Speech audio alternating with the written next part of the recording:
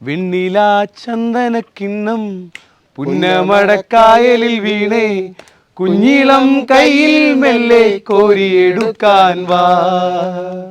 മുണ്ടകൻ കൊയ്ത്ത് കഴിഞ്ഞ് ആറ്റക്കിളി പോകും നേരം മഞ്ഞണി തൂവൽ കൊണ്ടൊരു കൂടൊരുക്കാൻ വാ.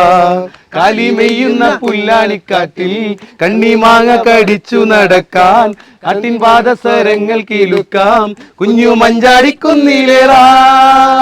പിന്നിൽ വന്നു കണ്ണു പൊത്താം കണ്ടുവെന്നു കള്ളം ചൊല്ലാം കാണാത്ത കഥകളിലെ രാജാവും റാണിയുമാവാം. ഓണവില്ലും കൈകളിലെന്തും ഊഞ്ഞാലാടാം.